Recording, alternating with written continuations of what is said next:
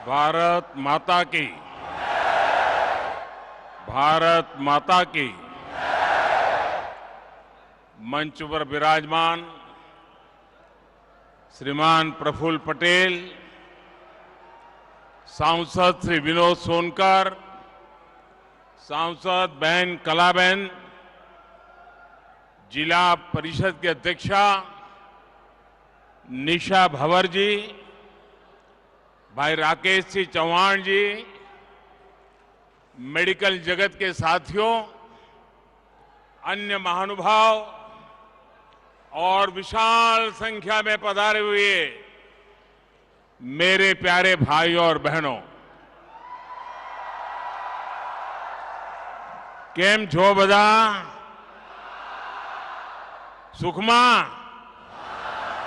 संतोषमा, आनंदमा, प्रगतिमा, विकासमा? वाह! मैं जब भी यहां आता हूं, मन आनंद से भर जाता है। दमन, दीव, दादरा और नगर हवेली की विकास यात्रा को देखना भी मेरे लिए बहुत ही सुखद होता है।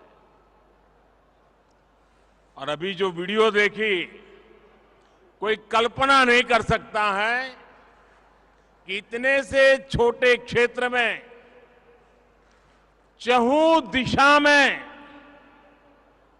आधुनिक और तेज गति से विकास कैसा होता है, वो वीडियो में हमने बुरी भांति देखा है। साथियों, इस क्षेत्र की एक बड़ी विशेषता, अब हमारा सिलवासा पहले वाला नहीं है। ये हमारा सिलवासा अब कॉस्मोपॉलिटन हो गया है। हिंदुस्तान का कोई कोना ऐसा नहीं होगा जिसके लोग सिलवासा में न रहते हो। आपको अपनी जड़ों से प्यार है, लेकिन आधुनिकता को भी उतना ही अपनत्व देते हैं।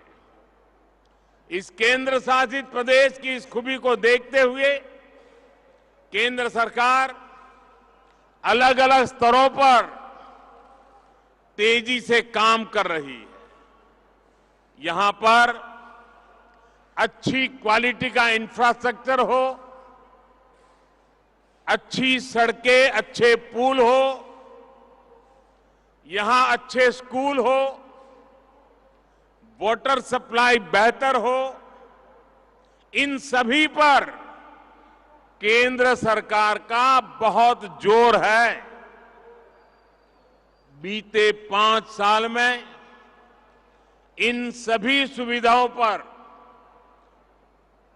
5500 करोड़ रुपए, 5,500 करोड़ रुपए से ज्यादा खर्च किए गए हैं। बिजली बिल से जुड़ी व्यवस्था हो, सारी स्ट्रीट लाइट को एलईडी से जगमगाना हो, ये क्षेत्र तेजी से बदल रहा है।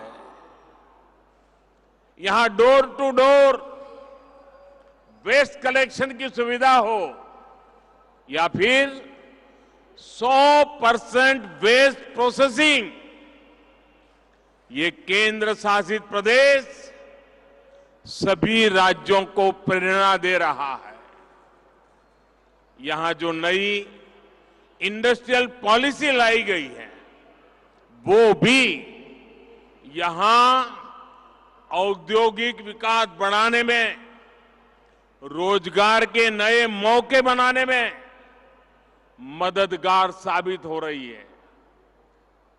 आज एक बार फिर मुझे लगभग नए 5,000 करोड़ रुपए के प्रोजेक्ट का शुभारंभ करने का अवसर मिला है। ये project health, housing, tourism, education, और अर्बन डेवलपमेंट से जुड़े हैं।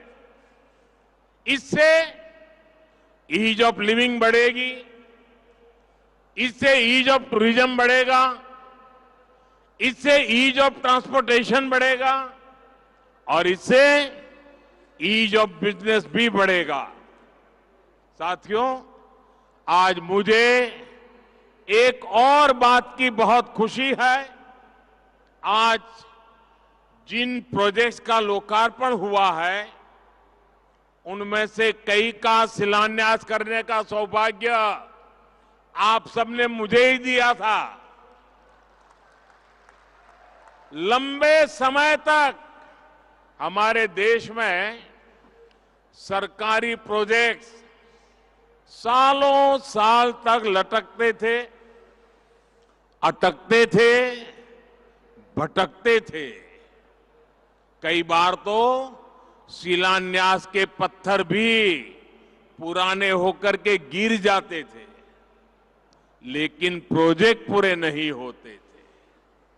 लेकिन पिछले 9 वर्षों में हमने देश में एक नई कार्यशैली विकसित की है, नया वर्क कल्चर लाए हैं।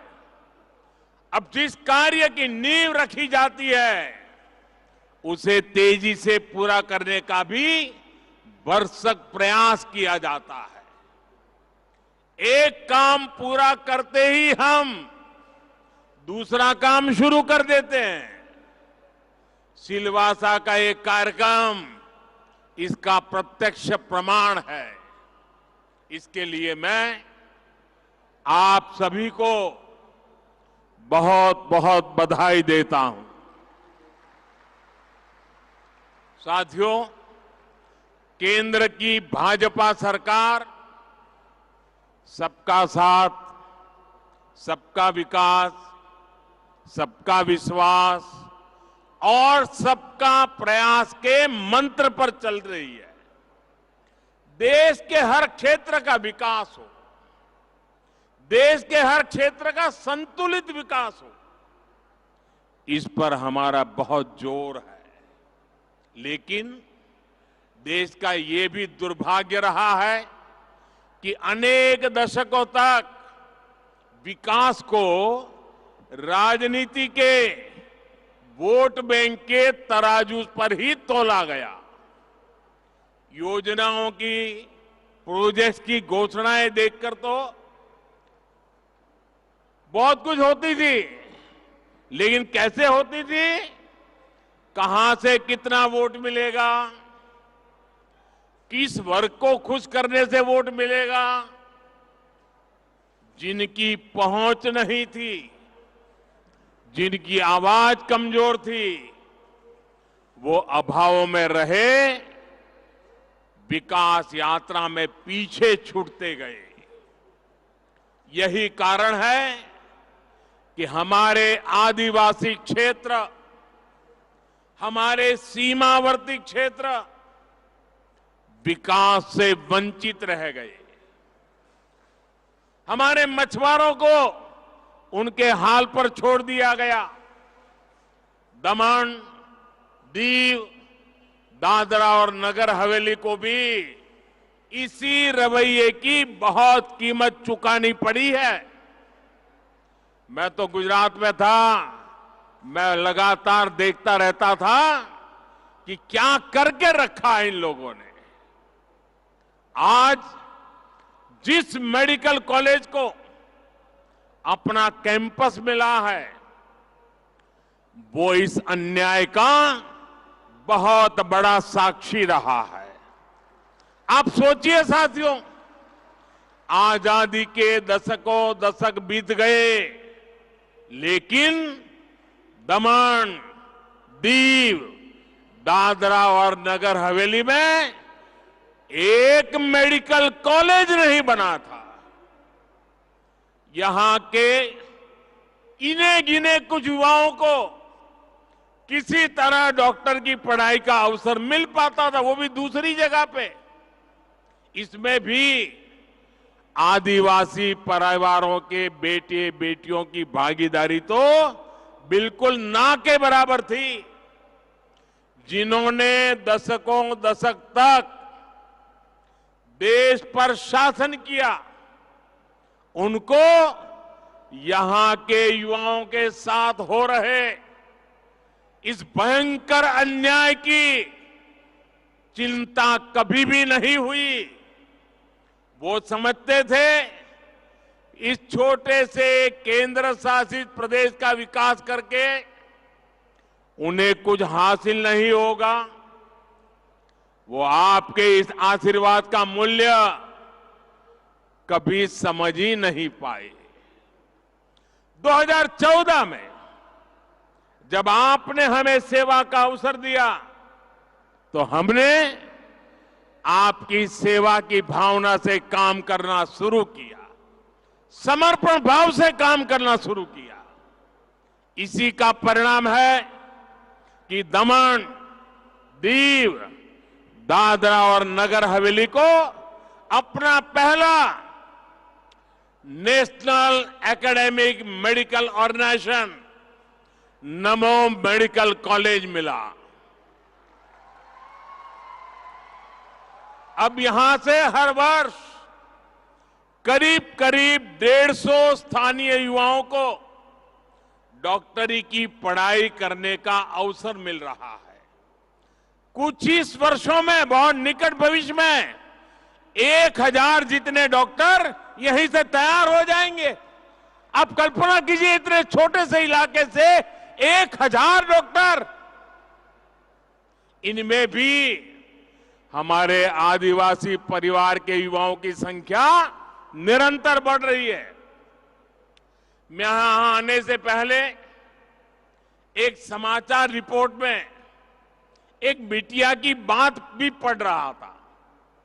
आदिवासी परिवार से ही आने वाली ये बिटिया अभी यहां मेडिकल में पहले साल की पढ़ाई कर रही है।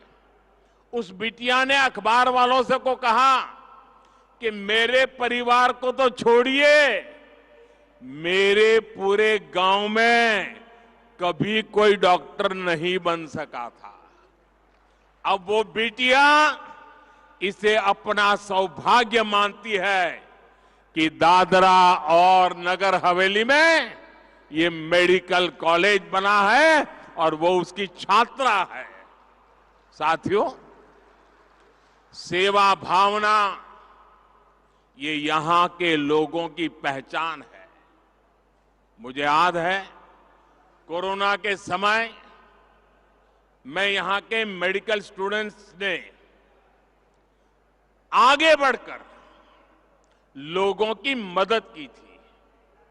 और कोरोना के समय तो परिवार में भी कोई एक दूसरे की मदद नहीं कर पाता था। तब यहां के स्टूडेंट्स गांवों में मदद करने पहुंचे थे। और मैं उन विद्यार्थी मित्रों से कहना चाहूंगा, आप लोगों ने जो विलेज एडॉप्शन प्रोग्राम चलाया था, उसका जिक्र मैंने मन की बात में भी किया था। यहां के डॉक्टरों ने, मेडिकल स्टूडेंट्स ने जिस तरह अपने कर्तव्यों का पालन किया है, वह सभी के लिए बड़ी प्रेरणा है। मैं आज इस कार्य के लिए यहां चिकित्सा सुविधा से जुड़े हर व्यक्ति की सराहना करूंगा। भाई और बहनों, सिलवासा का ये नया मेडिकल कॉलेज यहां पर स्वास्थ्य सुविधाओं पर दबाव भी कम करेगा। आप भी जानते हैं कि यहां पास में जो सिविल अस्पताल है, उस पर कितना प्रेशर था। अब तो यहां दमन में एक और 300 बेड का नया अस्पताल बन रहा है।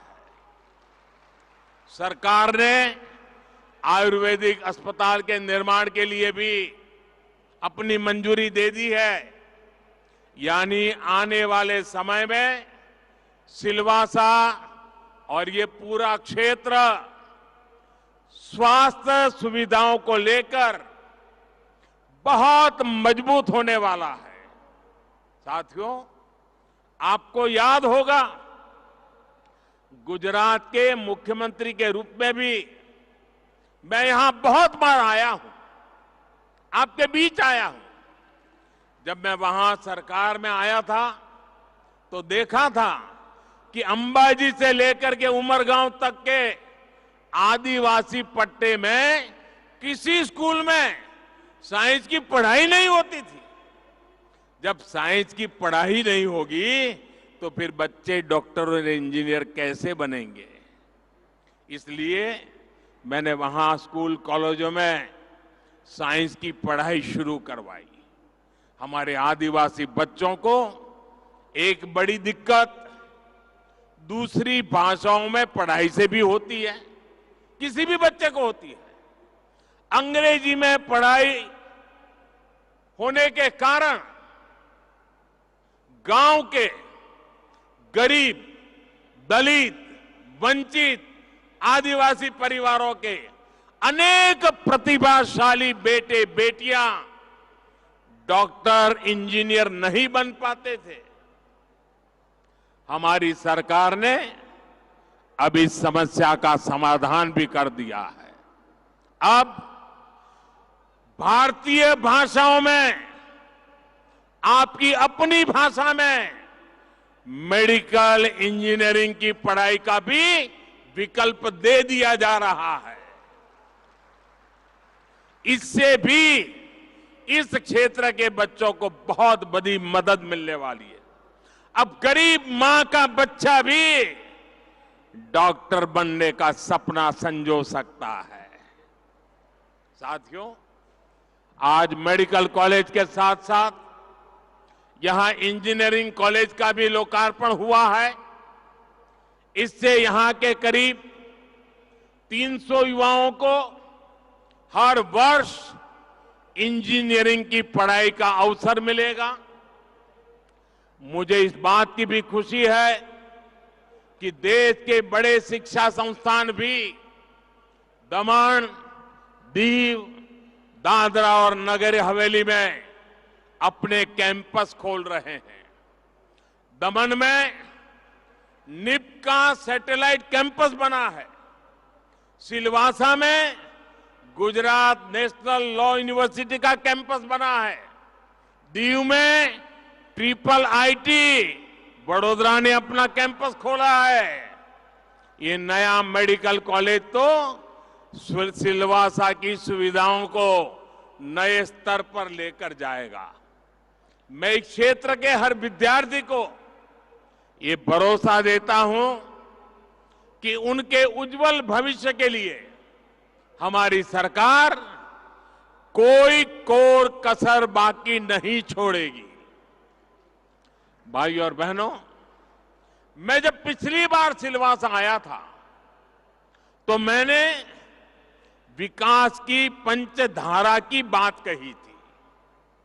विकास की पंचधारा यानी बच्चों की पढ़ाई, युवाओं को कमाई, बुजुर्गों को दवाई, किसानों को सिंचाई और जन जन की सुनवाई।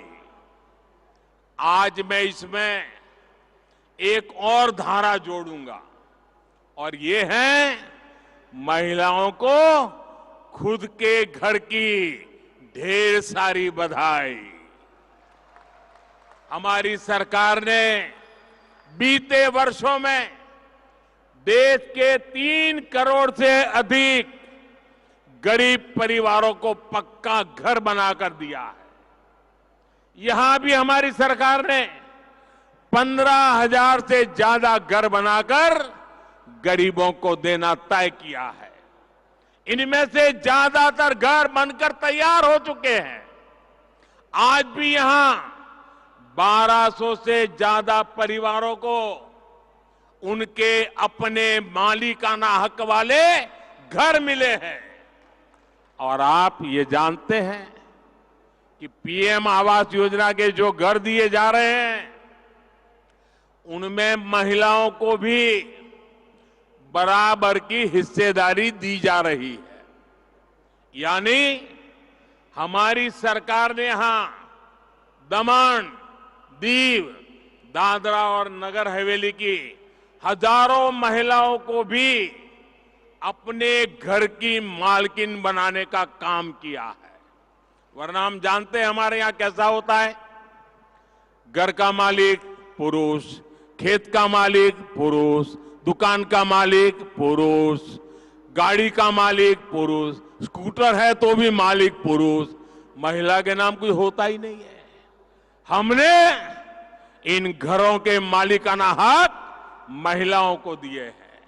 और आप ये भी जानते हैं कि पीएम आवास योजना के तहत बना एक एक घर की कीमत कई लाख रुपए होती है। इसलिए ये महिलाएं जिनको ये जो घर मिला है ना, लाखों रुपए की कीमत का घर मिला है, और इसलिए ये हमारे गरीब परिवार की माताएं बहनें, ये हमारी महिलाएं लखपति दीदी बन गई है। अब वो लखपति दीदी के नाम से जानी जाएगी, क्योंकि लाख रुपए से भी ऊपर की कीमत के घर की वो मालकिन बनी है। मैं इन सभी लखपति दीदियों को जितनी बधाई दूं उतनी कम है। उनको मैं विशेष तौर पर बधाई दे रहा हूं। साथियों, भारत की कोशिशों की वजह से आज पूरा विश्व इस वर्ष को इंटरनेशनल ईयर ऑफ मिलेट्स के तौर पर मना रहा है। मिलेट्स यानी मोटे अनाज को हमारी सरकार ने श्री अन्न की पहचान दी है। यहां के किसान रागी, या यहां की भाषा में कहे तो नागली या नचनी जैसे जिन मिलेट्स की पैदावार करते हैं, उन्हें भी हमारी सरकार बढ़ावा दे रही है। आज रागी से बना आटा हो, रागी से बनी कुकीज हो, रागी से बनी इडली हो, लड्डू हो, इनकी सबकी खपत बढ़ रही है और किसानों को भी फायदा हो रहा है। मैं अक्सर मन की बात कार्यक्रम में इसका जिक्र करता हूं, और आप तो जानते ही हैं, अब तो मन की बात का अगले रविवार को सेंचुरी होने वाला है, 100वां एपिसोड। भारत के लोगों के प्रयासों को सामने लाने का, भारत की विशेषताओं को उनका गौरवगान करने का मन की बात बहुत अच्छा मंच बना है।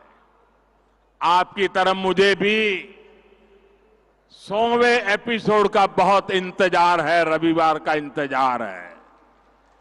साथियों, बढ़ती हुई इन सुविधाओं के बीच दमन, दीव, दादरा और नगर हवेली को भारत में कोस्टल टूरिज्म के वाइब्रेंट स्पॉट के रूप में भी देखा रहा है। दमन, दीव, दादरा नगर हवेली के पास देश के महत्वपूर्ण टूरिस्ट डेस्टिनेशन के रूप में उभरने का सामर्थ्य है। आज जब भारत को हम दुनिया का सबसे आकर्षक टूरिज्म डेस्टिनेशन बनाने पर काम कर रहे हैं, तब यहां का महत्व और बढ़ गया है। दमन में राम सेतु और नानी दमन मरीन ओवरव्यू नमोपथ नाम से जो 2 सी फ्रंट्स बने हैं, वो भी यहां टूरिज्म को विस्तार देने में अहम भूमिका निभाएंगे। वीकेंड में जो टूरिस्ट यहां आते हैं, उनका तो ये फेवरेट स्पॉट बनने जा रहा है। मुझे बताया गया है कि पर्यटकों की सुविधा के लिए बीच एरियाज में नए टेंट सिटी भी बनाए जा रहे हैं। थोड़ी देर बाद मैं खुद नानी दमन मरीन ओवरव्यू नमोपथ को देखने जाने वाला हूं। ये सी फ्रंट निश्चित रूप से देश दुनिया के पर्यटकों को आकर्षित करेगा। इसके साथ ही Khanvel river front, Dudhani jetty eco resort का निर्माण, ये सब भी यहां टूरिज्म को बढ़ावा देंगे। कोस्टल प्रोमेनेड, बीच डेवलपमेंट के प्रोजेक्ट भी जब पूरे हो जाएंगे तो यहां का आकर्षण और बढ़ जाएगा और इन सब से यहां रोजगार के नए मौके बनेंगे, स्वरोजगार के मौके बनेंगे। भाइयों और बहनों, आज देश में तुष्टीकरण पर नहीं बल्कि संतुष्टीकरण पर बल दिया जा रहा है। वंचितों को वरीयता, ये बीते 9 वर्ष के सुशासन की पहचान बन चुकी है। केंद्र सरकार देश के हर जरूरतमंद, हर वंचित वर्ग, वंचित क्षेत्र तक सुविधाएं पहुंचाने के लिए तेजी से काम कर रही है। जब योजनाओं का सैचुरेशन होता है, जब सरकार खुद लोगों के दरवाजे तक जाती है, तो भेदभाव खत्म होता है, भ्रष्टाचार खत्म होता है, भाई भतीजावाद खत्म होता है। मुझे खुशी है कि दमन, दीव और दादरा नगर हवेली केंद्र सरकार की अनेक योजनाओं के सैचुरेशन के बहुत निकट पहुंच गई है। आप सभी के ऐसे ही प्रयासों से समृद्धि आएगी, विकसित भारत का संकल्प सिद्ध होगा। एक बार फिर आप सभी को विकास कार्यों की बहुत बहुत बधाई। भारत माता की, भारत माता की। बहुत बहुत धन्यवाद।